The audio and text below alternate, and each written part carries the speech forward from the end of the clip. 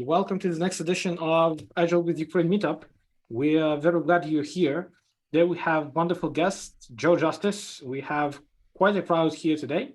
So we're going to start with a short presentation about us and about our initiative. Then we're going to hand it over to Joe, and then you're more than welcome to ask all of the questions. All right? So Artem will share his screen. Yep. And we're about to start. So we are guys who founded Agile with Ukraine. There were 5 of us. Today we have only 2 of us on the call. It's Artem and I. So we are both Agile practitioners, and we're Ukrainians. And when the war started, since we're not very promising soldiers with Artem, we had to figure out how we can help our country to fight the Russian aggression.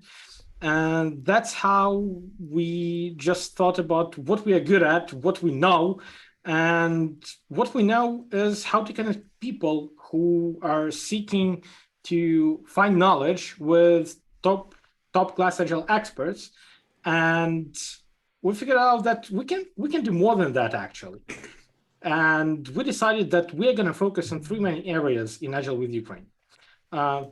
Connect people who want to learn with top world Agile experts.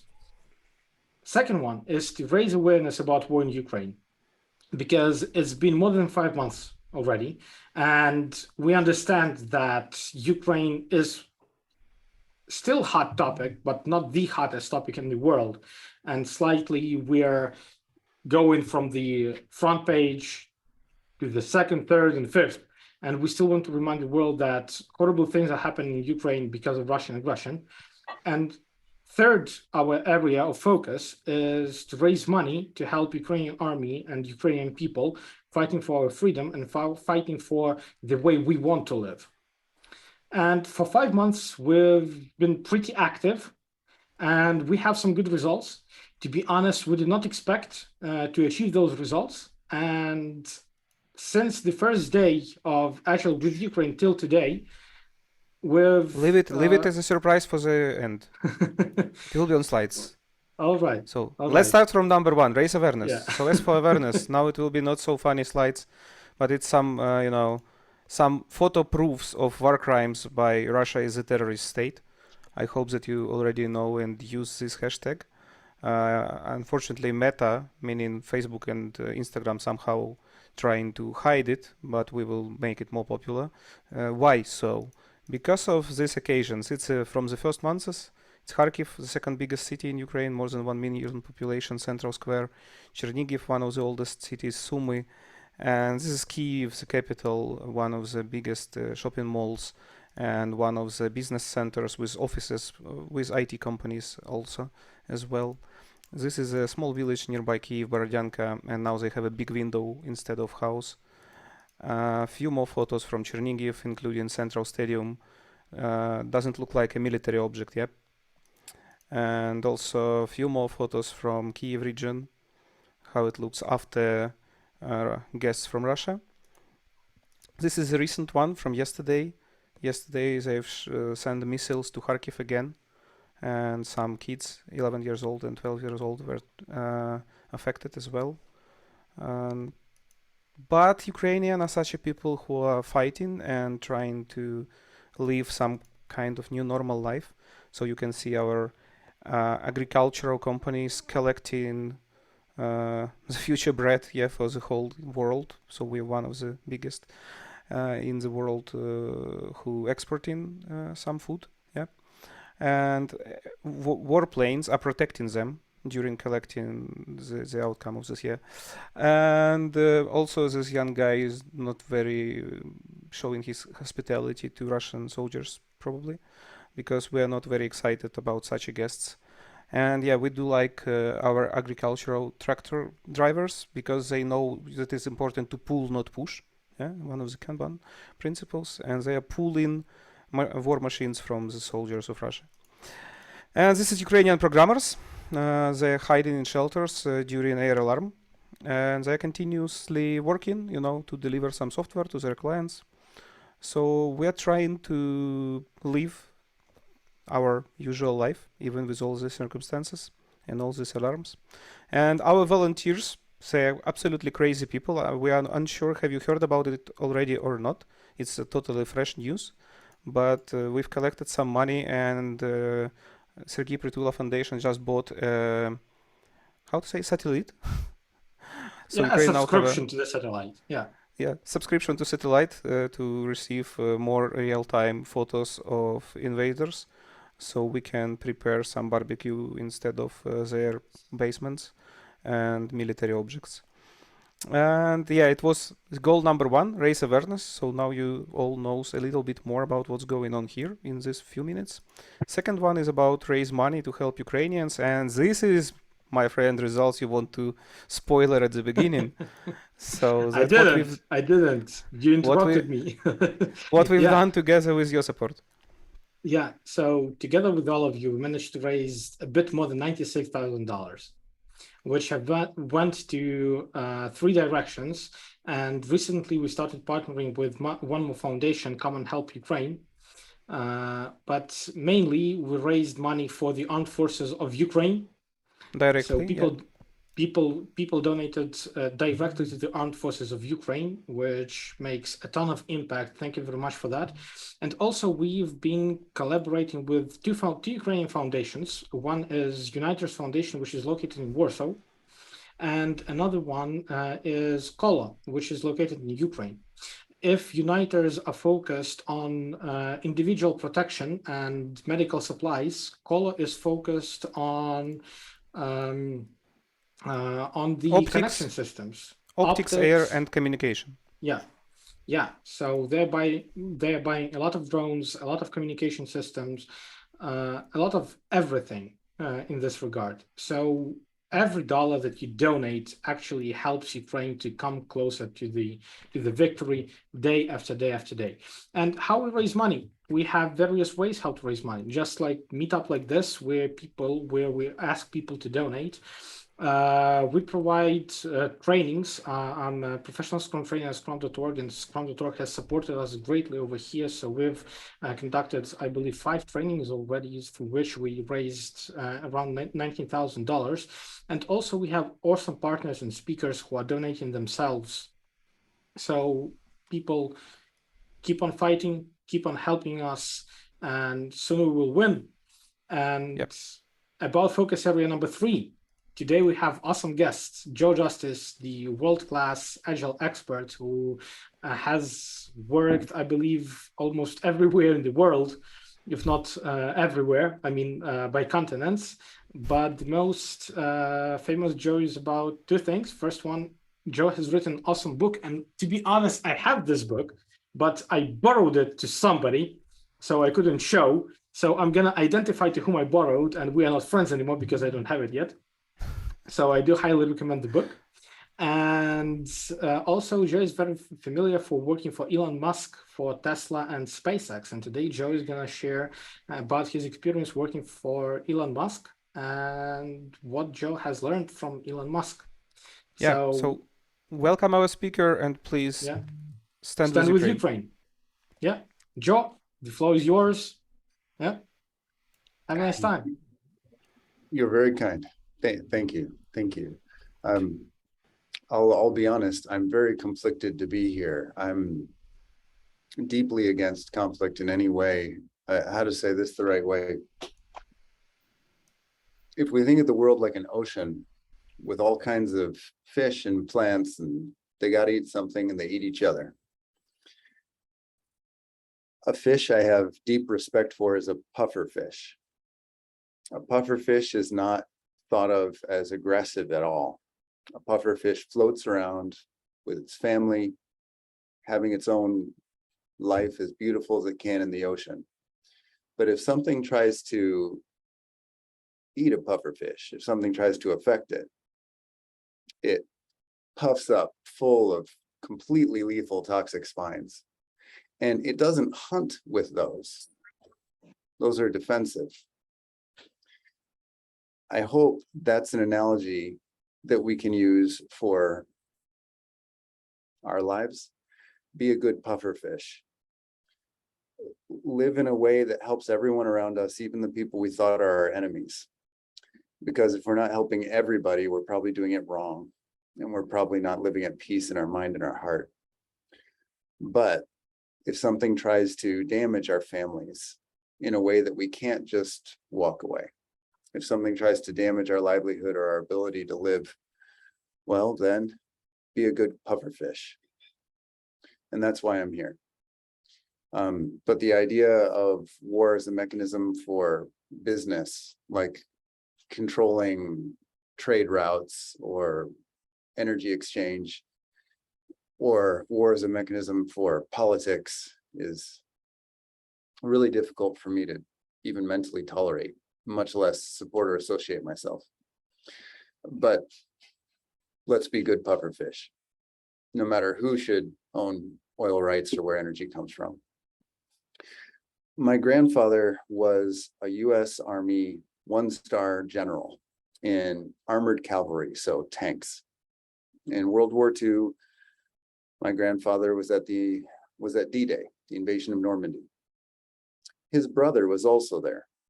His brother was a 3-star general in the US Army. They don't make many of those. That's getting pretty rare.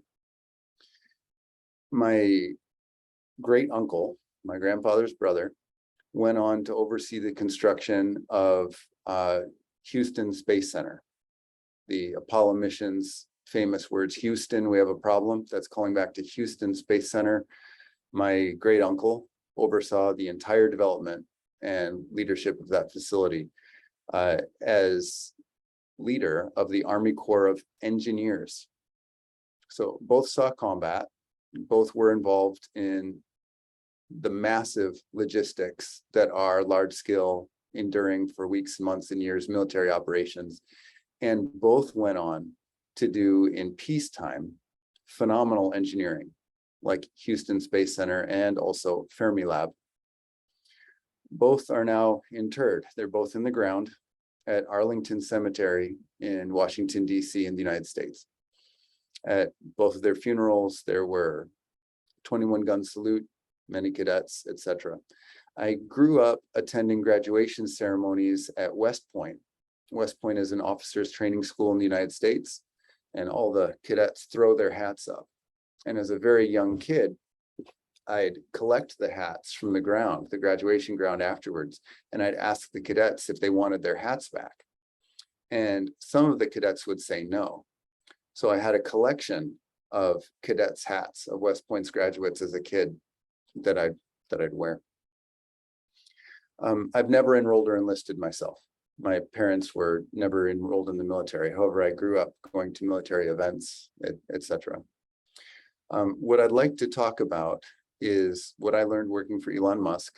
And Elon Musk is highly critical of Russia and a supporter of Ukraine, even though I am more agnostic, and instead I am about being a good pufferfish. If something is offensive to you, Elon has a stance. Something I respect the most about the hard work in SpaceX and the hard work in Tesla is it actually changes people's lives, even in conflict time, even in wartime.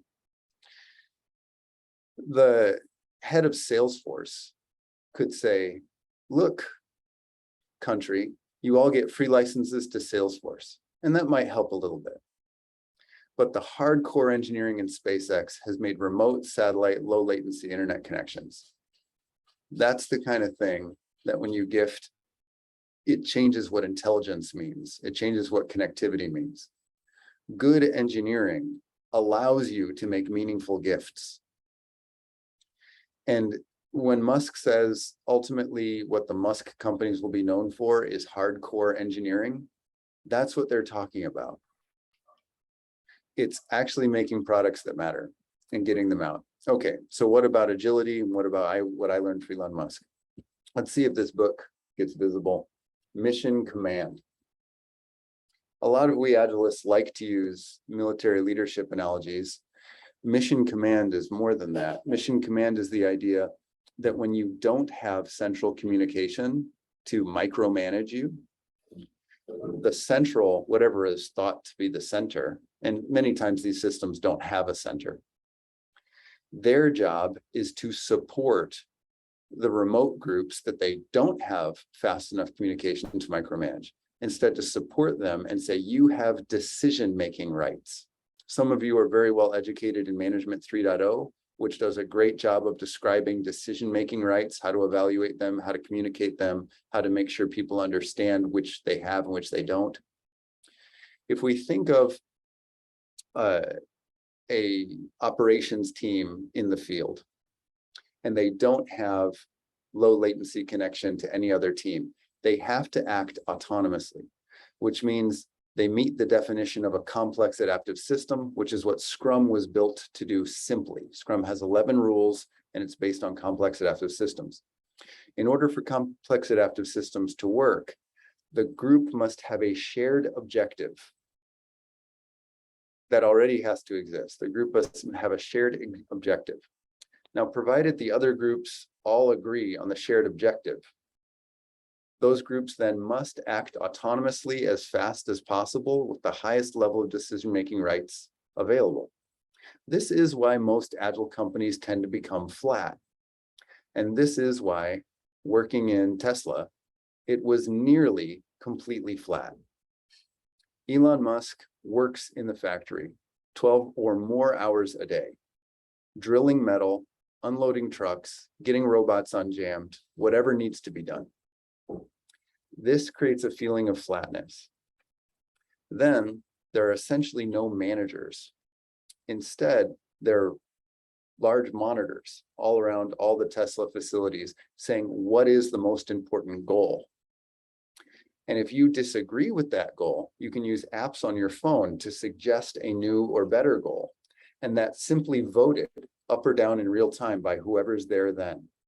People can choose to not vote, or everybody can vote. And if majority vote, the majority understanding of the people doing the work have an adjustment to the mission, it's adjusted.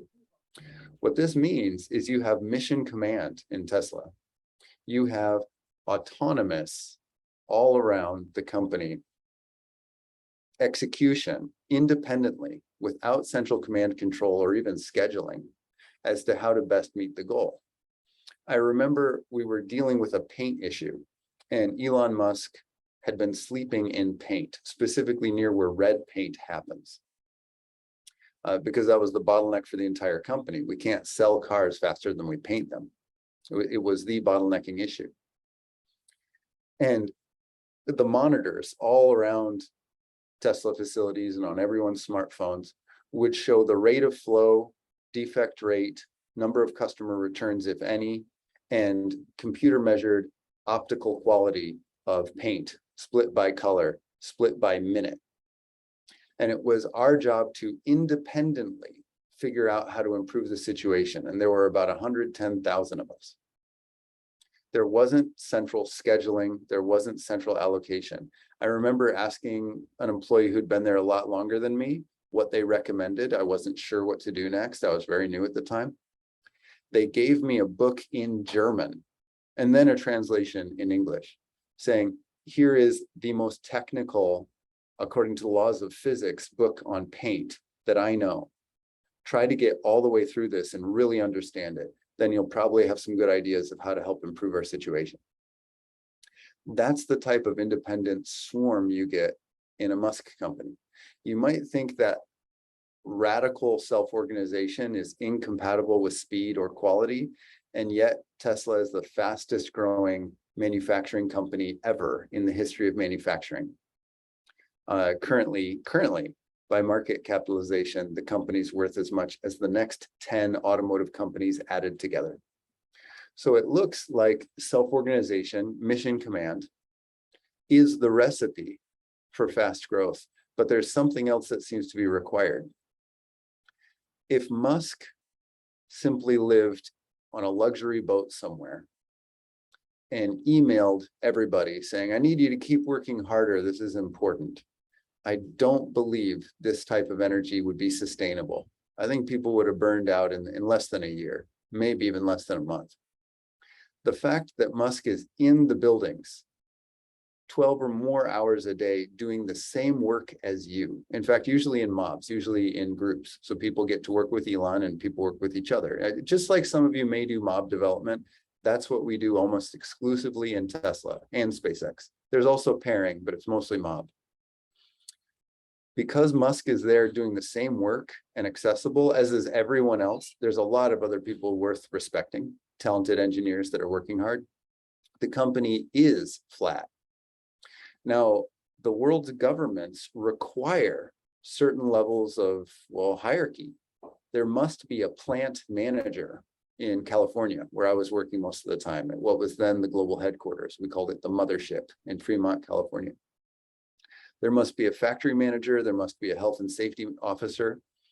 What Tesla does is make training for those positions, for all positions, available on everyone's mobile phone. If anyone wants to be plant manager, at any time they can complete the training that Tesla has created internally on their mobile phone. Then they can add themselves to the rotating pool of people who plays plant manager. Often, there'd be more than one plant manager rotating in and out in a day, and many different people in a week. Anyone could be plant manager. And when you were plant manager, you had no additional salary, no additional power. You only had more liability. If something goes wrong, you have to fill out the paperwork and potentially even stand trial as to, did you do all the ethical operations to prevent the problem as a health and safety officer or plant manager? So you would take on additional liability and no additional benefit. And people would rotate through that as volunteers, passionate volunteers, taking on that additional liability after they understood what the liabilities were and how they were expected to behave with excellence by completing the training on their phone. This creates the feeling that anyone can do anything, because you can. You could complete the trainings and do anything. And that creates the completely flat organizational structure. That is what creates the resilience of the Musk companies. In supply chain shortages, we would have times where a critical part, like the microchip that controls the seats to adjust the seats forward, backwards, up, down, the lumbar support, they simply stopped coming. Supply chain disruption. We did not have those chips. And customers bought a car that was advertised as having power seat controls. So what do? The engineers did not wait for a management meeting to decide, because there's no management. The engineers did not wait for the next budget cycle to reinvest. The engineers used their own mobile phones right then to call anywhere they thought they could buy microchips, and bought all of the available stock themselves with their own credit cards, anywhere they could find those chips, secondhand markets, unused inventories, warehouses where they had talked before. They bought all the available inventory because the supplier had stopped sending them. Then those engineers immediately switched, again, without asking anyone, to buying a higher spec chip that they researched on their own phones and laptops, a higher spec chip that could simulate, it could emulate the chip they'd been using. And they bought that in mass quantity. They then started trying to teach themselves embedded software and asking anyone around, have you ever done embedded software? Can you help us? Can you join? And they would mostly ask through chat. It was mostly iMessage and Signal. They then wrote their own embedded software that poorly in the beginning, but then eventually it met very high quality bars in 2 weeks, so that the new chips could emulate the previous chips. Production never slowed down. There was never a meeting. And in 2 weeks, the company had different chips controlling the seat controls with their own in-house embedded software that met all quality gates. That's the type of resilience that the Musk companies are famous for. That is why during COVID, the Musk companies are the only automotive manufacturing companies that increased production. Every other manufacturing company on planet Earth reduced production. And it's because of that ability to cope with changing and unstable supply base and the unknown and the perpetually unknown. There is no 1 year budget in the Musk companies. There's not even a 1 week budget. The companies know the world will change. And honestly, in a way, they don't care if it changes. They expect it to change. Instead, finances are reallocated in real time, multiple times a day. The company is also very software heavy. The company has written software algorithms to help make financial decisions in less than a second. There's a software package called AutoBidder. What it's very good at doing is helping you understand, are you getting the best price? That means any employee anywhere says, we need to buy another robot for this area, maybe 300,000 euro. They will open up an application window to AutoBidder on their phone or on a tablet, and AutoBidder in seconds will tell them, are you likely getting the best price? And they will then make the purchasing decision on their own. There's no need to wait on a procurement group to determine, are you getting the best price? AutoBidder has solved that for you. What the Musk companies have essentially done is attempted to find any area of a repeated waiting, like people waiting on, do I have approval for this from procurement, and replacing that with software. As a result, the company is essentially run with in-house developed software stacks, and SpaceX is exactly the same. This is never more true than in safety testing. If you're changing the seating control and the microprocessor and electronics, you can't put those in customer cars until you know they meet road legal safety specifications and they're approved safety for sale. What Tesla has done is create a very expansive software stack to complete automated testing. Testing of airbags, testing of seat controls, testing of seat surface quality. Are they too slippery? Are they not slippery enough? Testing of theft prevention.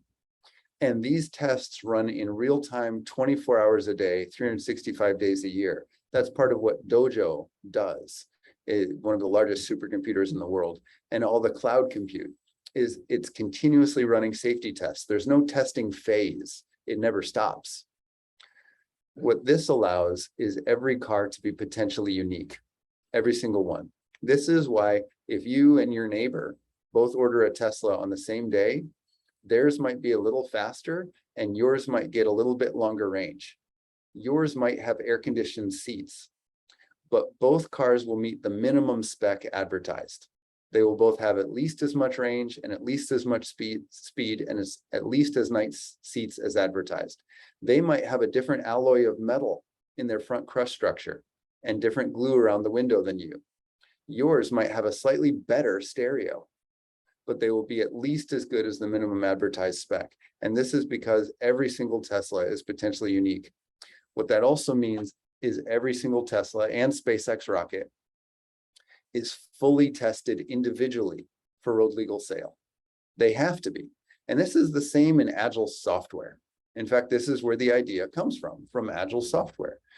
Imagine if you're doing continuous integration and continuous delivery and DevOps, and you're pushing out more than one update an hour, like many app companies do. But imagine you're not doing any testing except once a year. You have a test phase once a year. Your customers would abandon you because the product wouldn't work.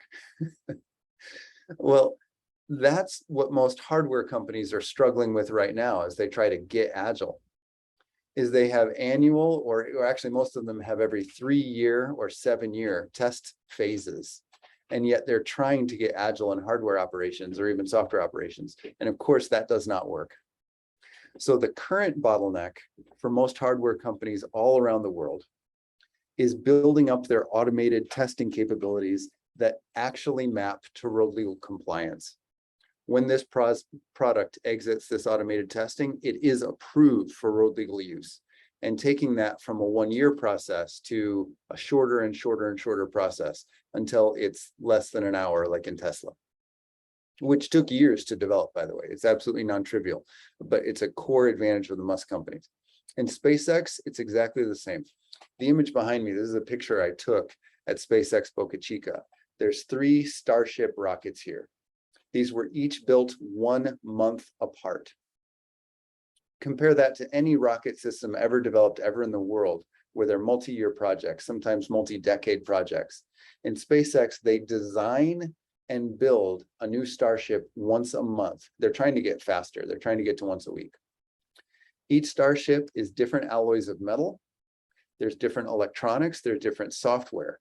The tank's shapes inside are different. The cooling pathways and pipes are different.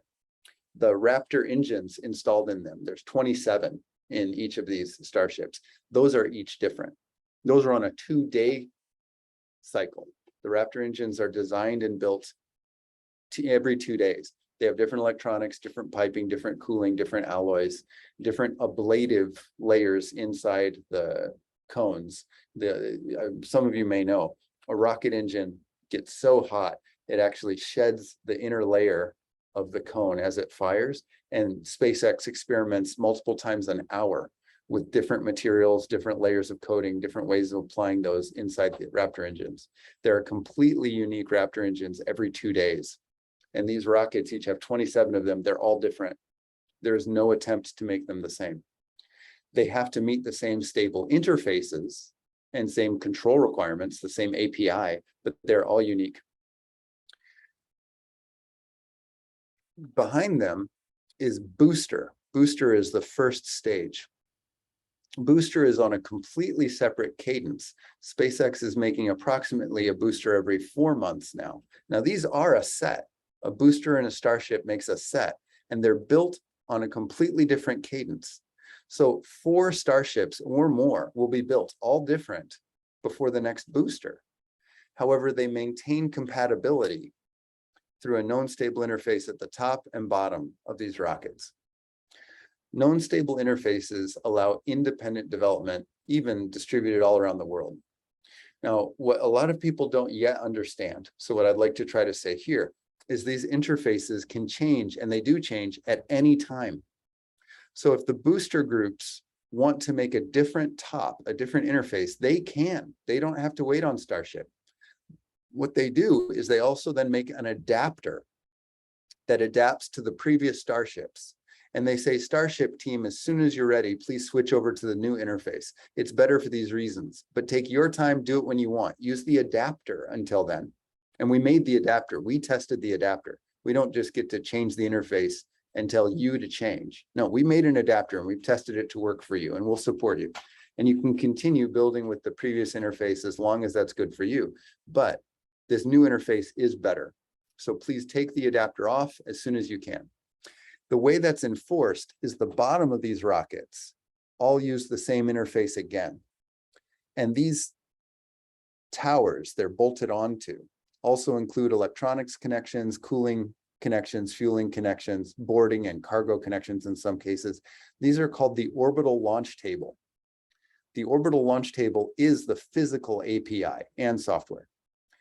None of these rockets can be bolted to the orbital launch table and then have the software and fluids connections and pressurized gas connections unless they meet the interface. So this is the test. This is the physical test. And when you watch these rockets be mounted, stacked, unstacked, test fired, that's what's happening. That's DevOps. That's DevOps testing of their interface. And they do other tests like static fires or even launches from those bases, from the orbital launch table, which then goes on the orbital launch tower. And that is the iterative testing. In some cases, those tests are done multiple times a day in SpaceX Boca Chica and now Florida, and also Hawthorne, California. We can't release a product faster than we can test it. We can't release a product faster than it meets road legal specification or safety specification, and the world's governments approve it. That's the primary bottleneck for speed of innovation in all of these companies. So SpaceX attempts to build a better and better relation with all of the aerospace agencies that allow them to launch rockets. Currently, they can make an entire new Starship and fire it in less than a month. Tesla has been doing this even more years. They now can approve a new car, well, a modified car, a car with different glue around the window and a different metal alloy in the mega casting. They can approve that in less than an hour. And actually, in some cases, in seconds. Tesla now has 3 million cars on the road, and they are all potentially unique. Tesla then must track every single car completely as a unique entity, the same way LinkedIn or Zing or Google or Facebook or Snapchat or Instagram tracks every user. Those apps, those companies track who uses the platform, who their friends are, who their coworkers are, what type of phone they used, what type of phone they used before. Do they also use a laptop? What kind? What software? What other piece of software do they like to use? What do they like to buy? It creates profiles for everyone. Well, Tesla has profiles for every car, all 3 million, because they're all potentially unique. What parts are in this car? What glue did we use? How many miles and kilometers has each car been driven? What temperature cycles have they been driven through? And Tesla's analytics guesses when parts might be wearing out, might be needing replacement. Tesla then proactively delivers engineers to customers' cars parked at their homes, parked at their work, parked where they're shopping, to switch parts that might fail soon with new parts. I had this happen to me. I was at a hotel. I was actually at a hotel bar. I was drinking a Mai Tai, and my Tesla app notified me that I could get a new charge port if I wanted it. And so I tapped the yes button on my Tesla app. And then I could see on the map on my Tesla app where my Tesla was parked in the parking garage of a hotel. And I could see the Tesla Ranger, we called them, the Tesla car driving towards my car in the parking garage. I finished my Mai Tai and I walked down into the parking lot because I wanted to watch. I didn't have to go there. I could have stayed at the bar, but I wanted to watch. And I saw the Tesla employee pull out my charge port like they were pulling a Lego piece out of a Lego playset and plug a new one in, and then they were done. Altogether, including them parking, it was less than 5 minutes in the parking garage to my car that was parked there, not at any Tesla service center. And I talked to him. Hi, I'm Joe. I worked at Tesla in the Fremont headquarters. I saw you just updated my charge port. Thanks so much. It turns out they'd worked in the headquarters as well, but we had never met. And they had said, I got one of the very first Tesla Model 3s, and the way the charge port is built and the metal the prongs and connectors are made out of has been changed many, many times by now. And I had supercharged my car many times. I had done road trips back and forth across the entire United States and camped in my car for 3 months, etc. And the Tesla rep said, the accelerating aging models guessed that my charge port could develop a problem soon. The metal contactors inside my port potentially could wear soon, but they weren't yet. So they just simply proactively swapped it out. And they didn't swap it with the same version. They swapped it with the newest one. So I got an upgrade. They said, by the way, this newer charge port enables you to charge faster. It can take an additional 50 kilowatts per hour without overheating, which was a bottleneck when we previously made the charge ports. And that was cool because I was actually in Tesla when that was done. And I had joined the team that developed that new charge port. And then now it had proactively been applied to my own Model 3 that I already had owned, actually after I'd retired from Tesla.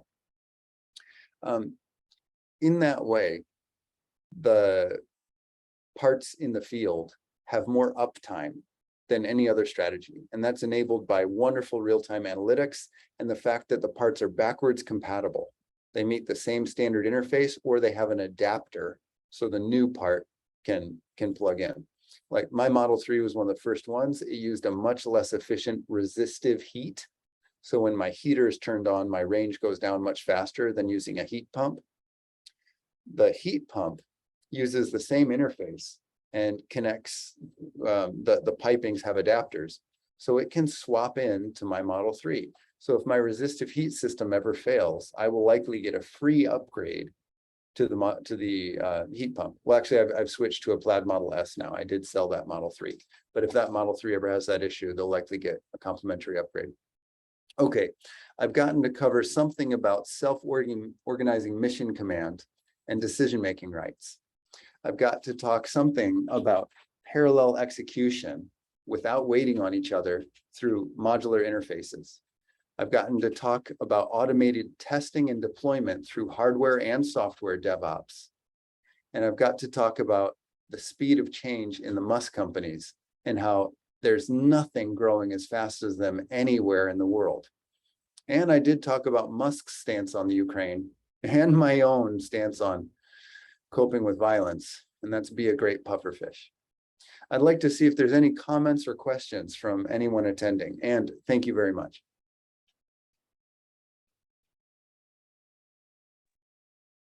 Awesome. Thank you very much, Joe. We've had some comments in the chat that it was really impressive. So indeed, we're looking for questions, and this is a great time to ask all of those. Yeah, I do have a question. Sorry, I do have a question. Is it like many people can make decisions and let's say about the same thing? And what about conflicts? Do you get a lot of conflicts in Tesla? If everybody is more or less equal, how do you how the conflicts are resolved? Who makes the final decision? Awesome point. Kate, I think it's Kate that asked that. Yeah. Fantastic point. Well, one type of conflict is product conflict.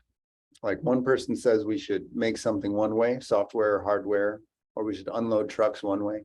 Another person recommends we do it another way. That's one type of conflict. So maybe I'm designing a door, Kate, and you're designing a door also. And I think we should use this alloy of metal and this type of robot to make it, and you think we should do it another way. That's one type of conflict that actually has product difference. In most companies, there would be one winner. Either Kate or I would have our design and method chosen. And as a result, in most companies, whoever's design was chosen would be more likely to get the next promotion.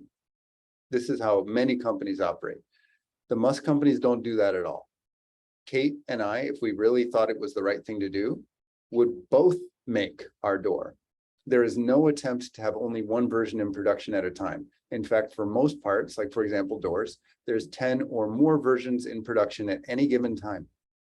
And as long as they're each compatible with the cars, they mate correctly, they have the right flush lines, the right theft prevention after they're installed, the right impact resistance, they hold paint correctly, they simply are both made. Now, part of what makes that responsible is there are wonderful automated measurements of cost, cycle time, speed, the KPIs or the OKRs that are important for automotive manufacturing are displayed everywhere in real time. So I might see that my door is much easier to paint. The paint yield is much faster. They spend 20 seconds less in the paint buildings, paint processes than Kate's door. But we could all see that Kate's door cost half as much to make. And we would then see the total overall roll-up that says Kate's door is far and away better for the company. And I would say, yes, the thing I optimized for was paintability. Kate, your design was much better. And what would happen is there's an automatic sorting on all these monitors that show which is net, we guess, the superior product. If the product you're on is not the best one, it's your job to try to make it the best one or abandon it. And you self-organize. It's all self-organization. Now, this removes one of the primary reasons for conflict in a product company or even a service company. Okay, but what about conflict more generally? What if for any reason, what if Kate and I just don't like each other, right? Maybe we are both making the same door, but we just don't like each other and we just don't get along. There are 2 human resources or agile people operations groups, not even just one, there's 2. And they're both 365 days a year, 24 hours a day. There's many people there all times. They're available by iMessage, by Signal, by email, and in person. And anytime Kate and I have something that we or the people around us aren't resolving well, human resources is phenomenally trained, agile people operations, anytime to find how they would assist us. Now, their primary way of working is to see, is there something that actually needs to change in the company? If there is, they add it to what's called the Justice Board, the overall list of projects to do. And the people, the employees, 110,000 of them, self-organize around all of those items, like unload this truck, figure out how to meet this new compliance method, get the plaid motors to have even more power. These are all options that you can work on, and you organize yourself around them like open space. Well, a conflict resolution project, Kate and my issue of contention, if it's something the company can actually do, it goes in that list. And teams self-organize around resolving whatever was the source of our conflict. If it's something the company can't do, then the company says, this is something the company can't do. You need to get over it. And it's Kate's or my job to either get over it or leave the company, right? That's how that conflict is handled. Kate, did I reach your point? Yeah, that's mind-blowing. Thank you. Sure, absolutely. I think Maxime's hand went up next. And Maxine, awesome to see the little baby a minute ago. Thanks for that. Hi, Joe. Thanks for the talk. Yeah, she was very excited too. It's actually Maxime and Joanna. We're both from the Netherlands. We work for a big tech company. Yeah, maybe you hear I'm originally French, and I have to say my grandfather also fought in the Second World War. Those people did a lot of hard work. Yeah. Well, he ended up in a camp. Yeah. We both, I mean, I have multitudes of questions to you, and I think we both chose one so that we don't cannibalize time. But for me is so we're part of this maybe you know it, ASML semiconductor industry. I work there, and we awesome company. Yeah, we're trying to implement SAFe as a scale agile. And if I listen to your talk, you say what resonates with me as well in my role as I lead one of the train is empowerment and putting and self-organization and putting trust in the company. And I can really see that at the team level, but those companies that use framework to scale agile, what would you recommend for them? Because we are reinstating some kind of hierarchy, and yeah, I have this duality in my head. How do you make it work when you need to put the hierarchy again? Fantastic. Tesla is able to get so flat because they've automated so many things that used to be hierarchy. Now that's a massive software project. Well, actually, it's a series of many very tiny software projects. Like, what is a reason I would wait on hierarchy? One would be, am I getting the best price? So over time, AutoBidder evolves. We no longer have to wait on a hierarchy or a coalition or a manager to get purchase approvals. Okay. Well, what would another one be? Another one would be, can I take vacation? Can we automate that? Is that an algorithm based on demand? Yeah, we can. That's an automatable algorithm. So one at a time, different types of wait states are automated away, and the result becomes a flat company. If we took a hierarchical company and simply said, everybody, you can do what you want, I don't think that would give us success. There's a set of enabling software packages, actually. Now there's another one, and that's coaching. People have said artificial intelligence would never be able to tell a picture of a boat from a cat, and now it can. Artificial intelligence would never be able to compose an interesting piece of music. Arguably now that can, and it depends what you think music is, but maybe. Then another interesting question is, artificial intelligence could never be your coach at work to coach employees to improve. Arguably now it can. So you start to flatten and flatten and flatten. If you don't build any of those things, I don't think we can responsibly flatten. So at ASML's current capability level, like most companies, probably they do need some level of hierarchy. Now that is slow. The trade-off is wait states. It's not like hierarchy is bad. It's by definition, wait states, queuing theory is bad. So when we can make that faster, then we responsibly have more decision-making rights. Lastly, on decision-making rights, which are faster, is you need good feedback. So when I did a lot of paint because paint was the primary bottleneck. I did work and go every single place and position in all of Tesla and a lot of SpaceX, but I spent most of my time in paint because that was the problem. That was the primary bottleneck at the time, speed and quality of paint, particularly red. And there's fun reasons why, if anyone wants to ask later, you can tweet at me, why red?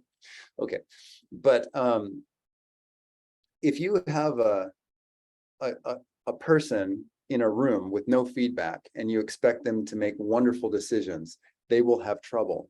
What you'd want to do is install a monitor and an app on their phone that gives them some level of feedback so they can self-train, self-coach. And when I joined Paint in the beginning, I was new to Paint. I'd done very little with coatings before. I was operating the Agile process, and now I'm in Paint. What do I do? The wonderful feedback systems that allowed me to try different chemical mixes, different paint patterns with the robotic arms. The robots were closed, they're like sock puppets, and those can release lint, which affects the paint, and they can react with the chemicals in the paint. So as you try different robotic clothes, different temperatures, different temperature ramps, different ways of working the ovens, what you need is real-time feedback per car of, did it get better? All you want to know is, did it get better? And there's a lot of ways to measure, did it get better? And if it didn't, what do I do about it? So there's many details, but on the surface, did it get better? If that is automated, so you have that real-time feedback, you no longer need a manager of that position or any hierarchy above it. You simply need a person who's interested to work in that position and that feedback. And that's enough. So the difficulty, the opportunity is giving that rapid feedback. And until you have that automated, we need experienced humans to give that feedback, which many people would call managers or group leaders or whatever. So I'll say hierarchy is slow. We don't want it because it's slow. It needs to be replaced with automation or we can't get rid of it, I believe. Thanks, that answered my question. Yeah, so maybe following up on it, right? Because that transformation is from a typical organization to that flat structure. The people that need to lead it, right? They are the leaders, the managers, right? And there's often a lot of layers of that in there. And if you really want to go to enablement, empowerment, transparency, and trust, right, which are the four key principles that I hear resonating and that I always use when I talk about leadership. If you want to go to extreme like you do in the Musk companies, you need to have that all those layers of management being willing to say, if I do my job well, I will no longer be needed. And I see in any transformation that being possibly the biggest hurdle. Now, I wonder if you have experience going through such a transformation, because I can imagine that is a big challenge. First, let's say what Musk does, and then if there's any time, I'll say how other companies have made progress, right? Because we don't all have Elon Musk driving this from the top. The goal of a company for financial efficiency, I mean, simply to be a business that works, right? Like core level, financially efficient, a business that works without being propped up by a government or whatever, that actually is a viable company. The goal of being a financially efficient business is to get closer and closer to 100% of all hours worked, directly improving the product. That means we're getting closer and closer to 100% of all staff being engineers or builders of one type or another, and closer and closer to 100% of all hours worked being on the products, improving the products and services. So you have layers and layers of management by necessity in a lot of existing companies, and it's their goal to get back to work, engineering, unloading trucks, writing software, debugging bad robots, getting the elevator unjammed, as closer and closer as they can to 100% of their hours that they work across their lifetime. That is the goal. So how do you make that appealing? This is actually my current passion topic. I call it luxury stoic. And it's how do you make the actual work really nice? How do you make it nicer than the corner office with your own bathroom and an executive chef? Well, that's one way to approach it, and that's what I'm trying to do now. Another way is you simply fire everyone, that's not directly doing work. And that's what Musk does. When you look at the mass layoffs, and they will never end. They are always of management positions, which is strange because the Musk companies don't have management. But people keep reinventing management positions. And Musk says, look, there's no remote work. That's over. You've got to be in the factory. And there's no nice office. It's just the factory. Like, a lot of people don't get it. In most companies, there's a nice office building where people make decisions, and another nice office building where people write software. And then there's a big dirty building where things are actually made. There's only the big dirty building where things are actually made in Tesla. There is no other building. Musk is in there. You are in there. Everyone's in there. I operated Agile at Tesla. I was in there. That's it. There's many of those buildings. So you've got to be in there or you're fired. And you've got to be building something in addition to whatever you were doing. That's why I was in Paint and why I helped work on the new charge board, even though I was operating Agile at Tesla. I built a lot of things. I got sweaty. I lifted 20 kilograms a day. Everyone lifts 20 kilograms a day every day. That's the goal of the company. And anyone who's not willing to do that in a Musk company is simply eliminated. Musk calls it barnacles, the sea growth on boats that slows down the boats. It slows down their hydrodynamics, their ability to glide through the water. And he says, we've gotten so inefficient, we actually have barnacles on barnacles. We have managers who hired inefficient suppliers. They've like outsourced even their unneeded management work. And so Musk, he calls it doing your chores. Musk says you have to do your chores every day, even though you don't like it. And that means you find the management, the people who aren't actively working, and you eliminate them. He says you have to do it every day. No one wants to do it. It's the only way to keep the company financially efficient. And so Musk does that every day. He does his chores. He himself goes around to where there's an issue. Sorry, I'm trying to say he less, because it's not that Elon's a man and that's why he does it. That's not the important part. I should say they. I think Elon does prefer he, but I prefer they. So Elon does Elon's chores every day.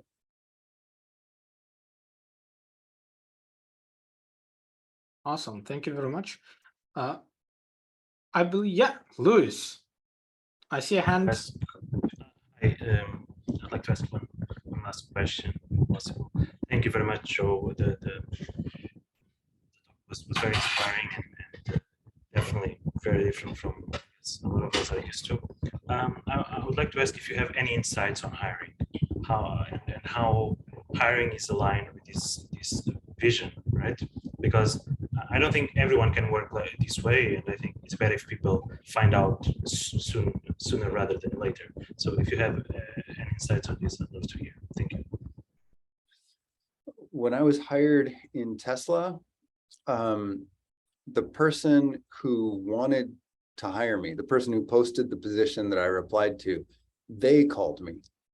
Human resources made it, well, Agile People Operations made it easier for them to call me, made it easy so they knew the legal templates they had to follow to hire me ethically, but they did it, right? They posted the position, they called me, I talked to them.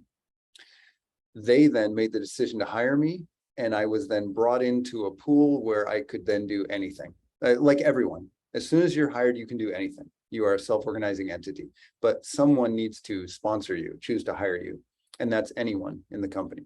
Now, related to that, Louise, what I do now when I'm involved in hiring is I only do mob or at minimum pairing, and that's the interview. There's no other topic except breaking the ice, except, you know, establishing psychological safety. Hi, how are you doing? We're trying to make each other feel comfortable. And then we're going to do some work together. We're going to mob, or if we have to, only pair. But hopefully it's a mob with 3, 4, or 5 people. And we'll try to do that if we can for an hour, maybe even a whole day. That's the interview.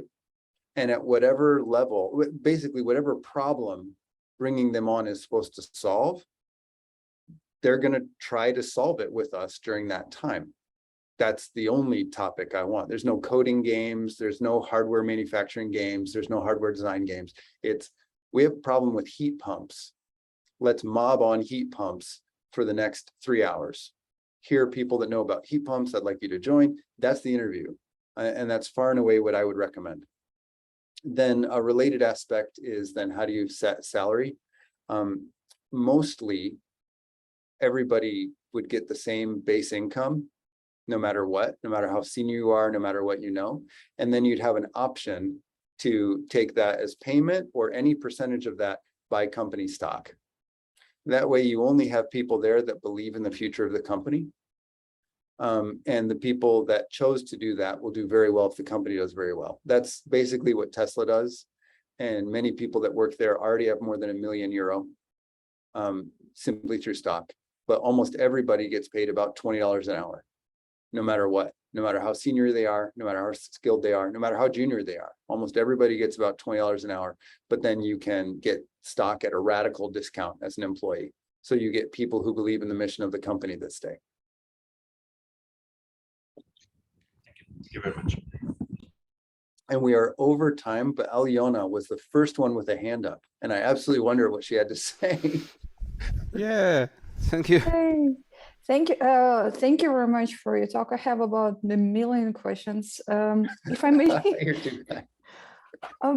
if I may, can I follow up on the latest one? Because this was something that was brought up by so many speakers about the self-managing teams and how people actually rotate. And during the sprint, there might be, I don't know, like 5 times the team would change, right? And work on that. And that always was inconceivable to me. As I'm like, so imaginary, I don't know, quality assurance engineer would suddenly say, well, hey, how about I join you guys and do some coding? And that would be as like, yeah, sure. Do you know anything about it? No, I don't yet, but you will teach me, right? I will learn hard. And people would be like, yeah, join us, right? Yes. Damn. Okay. And after about 10 hours of that, you will likely know all the basics of at least running and connecting to the tests. And if you endured that for 1,000 hours, you'd probably be adequate. Yeah. And that's part of the mob mentality. There's a podcast by that name, and it's very good.